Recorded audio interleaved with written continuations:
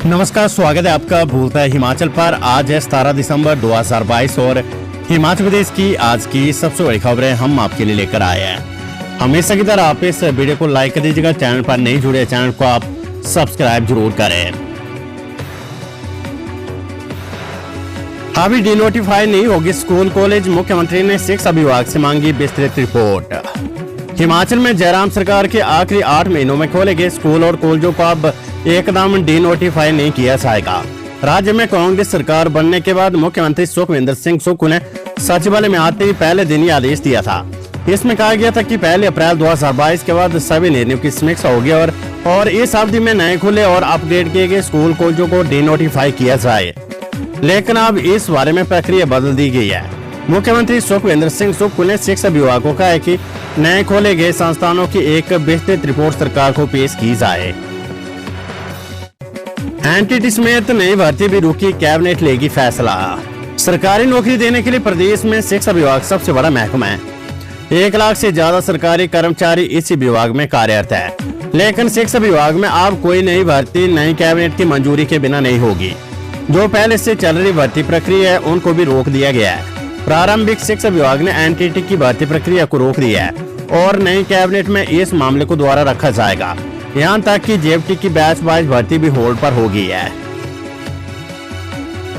स्कूलों में बायोमेट्रिक हाजिरी ने हाईकोर्ट के आदेशों के बाद भी शुरू नहीं हुई ऑनलाइन प्रक्रिया। प्रदेश के सरकारी स्कूलों में हाईकोर्ट के आदेशों के बाद भी बायोमेट्रिक हाजिरी नहीं लगी है। एलिमेंट्री से लेकर हायर एजुकेशन में 70% स्कूल ही ऐसे है जहां बायोमेट्रिक मशीनें लगाई गई है।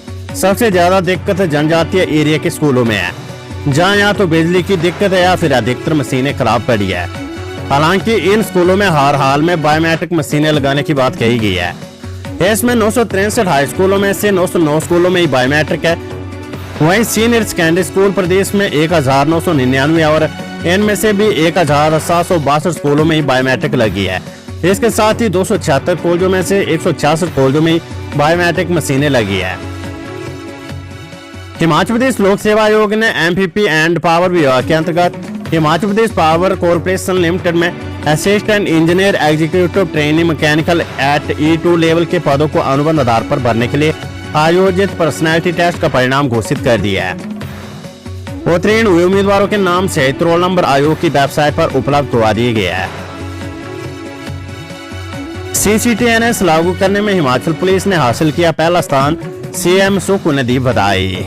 मुख्यमंत्री सुखविंदर सिंह सुक्खू ने पहाड़ी राज्यों में crime and criminal tracking network and system CCTNS को लागू करने में प्रथम स्थान हासिल करने और inter operable criminal justice system के क्रियान्वयन में तृतीय पुरस्कार प्राप्त करने के लिए राज्य पुलिस को बधाई दी है।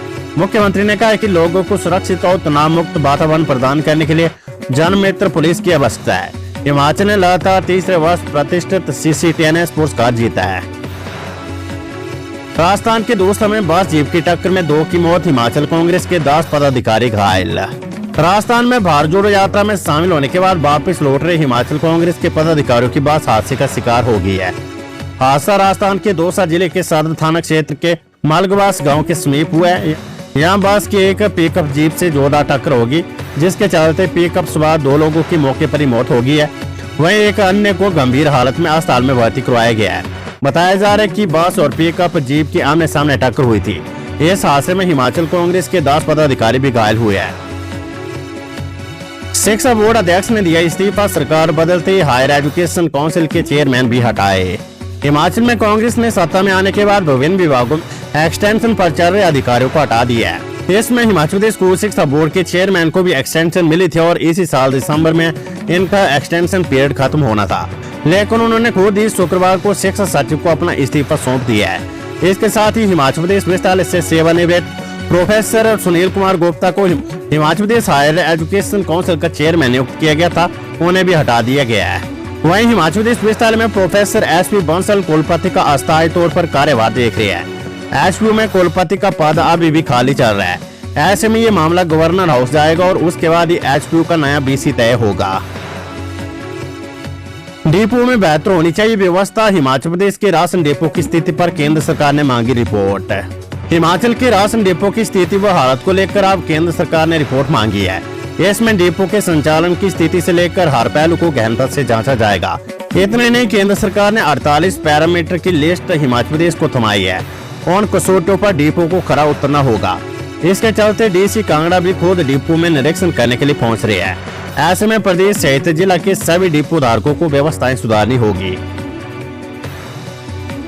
50% किराए की याचिका खारिज, स्कीम के जमीनी स्तर के लाभों को देखते हुए हाईकोर्ट का फैसला। प्रदेश हाईकोर्ट ने भाजपा सरकार द्वारा महिलाओं को बसों में 50% बस किराए में छूट देने को चुनौती देने वाली याचिका को खारिज कर दिया है। न्यायाधीश त्रिलोक सिंह चौहान और न्यायाधीश वीरेंद्र सिंह की खंडपीठ ने इस स्कीम के जमीनी स्तर के लाभों को देखते हुए याचिका को खारिज किया है। कोर्ट ने इस स्कीम के फायदों का उल्लेख करते हुए कहा कि ग्रामीण क्षेत्रों की गरीब लड़कियों को इस स्कीम से आगे पढ़ने के लिए क्षेत्र से बाहर निकलने का मौका मिलेगा। इस स्कीम से महिलाओं में सुरक्षा का आवास भी होगा, क्योंकि इस स्कीम की वजह से ज्यादा संख्या में महिलाएं बसों का उपयोग कर सकेगी और अधिक संख्या होने के कारण भी आत्मरक्षा के प्रति जागरूक भी होगी। इससे महिलाओं को कम खर्च कर क्षेत्र से बाहर जाकर बेहतर स्वास्थ्य सुविधाओं तक पहुंच भी प्राप्त होगी। अभी नहीं लगेगी सोनिया गांधी की पट्टिका, बीआरओ ने रक्षा मंत्रालय से मांगी परमिशन। कुल्लू जिला प्रशासन से राज्य सरकार को आई रिपोर्ट के अनुसार अटल टनल पर लगाई जाने वाली सोनिया गांधी की शिलान्यास पट्टिका अभी स्थापित नहीं हो पाई है। हालांकि मार्बल की बनी ये पट्टिका स्टोर रूम में मिल गई है और इसे उद्घाटन पट्टिका से अलग लगाया जा रहा है। इसे स्थापित करने के लिए स्थान भी चिन्हित हो गया है, लेकिन बीआरओ ने इस बारे में रक्षा मंत्रालय से अनुमति मांगी है। जब तक अनुमति नहीं आ जाती तब तक इसे स्थापित नहीं किया जा सकेगा। कुल्लू जिला प्रशासन ने इससे संबंधित बाकी सारी तैयारियां पूरी कर ली है। जैसे ही रक्षा मंत्रालय से अनुमति मिलेगी उसके बाद इसे स्थापित किया जा सकेगा। सुखविंदर सिंह सुक्खू के मुख्यमंत्री बनने के बाद ये फैसला लिया गया था कि इस पट्टिका को दोबारा से स्थापित करवाया जाए।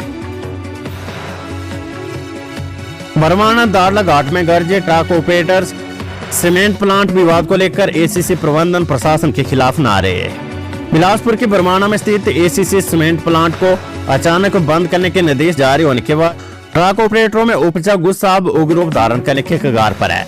हालांकि शुक्रवार को बड़ा आंदोलन होने की आशंका जताई जा रही थी, लेकिन ट्रक ऑपरेटरों ने विशाल बैठक के बाद ये निर्णय लिया कि आज यानी शनिवार को 21 वार्डों के सभी सदस्य व ट्रांसपोर्टर्स बरवाना में स्थित बीडीटीएस कार हॉल में एकत्रित हो गए और संघर्ष को लेकर आगामी रणनीति तैयार की जाएगी।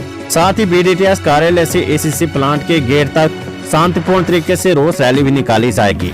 वहीं ट्रक ऑपरेटर ने चेतावनी दी कि यदि इस मुद्दे को लेकर जल्द ही कोई सकारात्मक कदम नहीं उठाया जाता तो सभी ट्रक ऑपरेटर चालकों और परिचालकों के साथ मिलकर उपायुक्त कार्यालय बिलासपुर का घेराव करेंगे।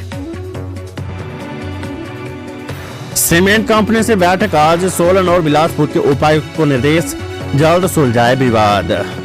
प्रदेश के बिलासपुर और सोलन जिला में सीमेंट कंपनी और ट्रक ऑपरेटर्स के बीच चल रहे विवाद सुलझाने के लिए शनिवार यानी आज दूसरे दौर की वार्ता की जाएगी।